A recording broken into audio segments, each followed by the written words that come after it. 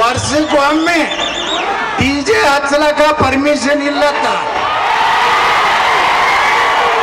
ಉಳಿಕಿದವ್ರು ಬೇಕಾದಷ್ಟು ಮಾತಾಡ್ಲಿ ಕೂಗಾಡ್ಲಿ ಅವ್ರಿಗೆ ಪರ್ಮಿಷನ್ ಆಗ್ತದೆ. ಇದು ಸರಿನಾ? ಡಿಜೆ ಪರ್ಮಿಷನ್ ಯಾಕೆ ಕೊಡ್ಲಿಲ್ಲ ಅಂದ್ರೆ ಅದರಿಂದ ತೊಂದರೆ ಆಗ್ತದತ್ತೆ. ನಮಗೂ ದಿನ 5 ಸಲ ತೊಂದರೆ ಆಗ್ಲಕತ್ತಲ್ಲ. ಈ ಪ್ರಶ್ನೆ ನಾವು ಮಾಡ್ಬೇಕೋ ಬೇಡ ಸಿದ್ದರಾಮಯ್ಯನವ್ರಿಗೆ? ನಮ್ಮ ಗೃಹ ಮಂತ್ರಿಗಳಿಗೆ ಕೇಳಿದೆ, ಅವ್ರು ಹೇಳಿದ್ರು ಒಂದು ದೊಡ್ಡ ಲಿಸ್ಟ್ ಕೊಟ್ಟು ಕಳಿಸಿದ್ರು. 5 ಮಂದಿ ಗಣಪತಿ ಎತ್ತಬೇಕು, ಡಿಜೆ ಹಚ್ಚಬಾರ್ದು.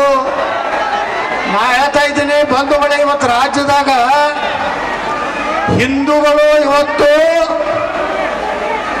ಸ್ವಾಭಿಮಾನದಿಂದ ಬದುಕುವಂತ ಪರಿಸ್ಥಿತಿ ಇಲ್ಲ. ಅದಕ್ಕೆ ಜನ ಇವತ್ತಿನ ನೋಡಿ, ಯಾವ ಗಂಗಾವತಿಯಲ್ಲಿ ಇವತ್ತು ಸುಮಾರು 25,000 ಜನ ಸೇರಿದ್ರು. ಹಳ್ಳಿ ಒಳಗೆ ಸಹ ಜನ ನಿಂತು ಸ್ವಾಗತ ಮಾಡೋದು ನಡೆದ್ರೆ ಅವರಿಗೆ ನಿಮಗೆಲ್ಲರಿಗೂ ಒಂದು ಬದಲಾವಣೆ ಬೇಕಾಗಿದೆ. ಬದಲಾವಣೆ ಆಗ್ಬೇಕಲ್ಲ ಕರ್ನಾಟಕದಾಗ.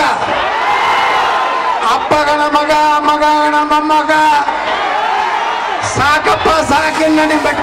ನಾಟಕ ಕಂಪನಿ ಹೊಸ ಜನ ಬರಬೇಕು. ಹಿಂದೂಗಳ ರಕ್ಷಣೆ ಆಗ್ಬೇಕು ಈ ರಾಜ್ಯದಲ್ಲಿ.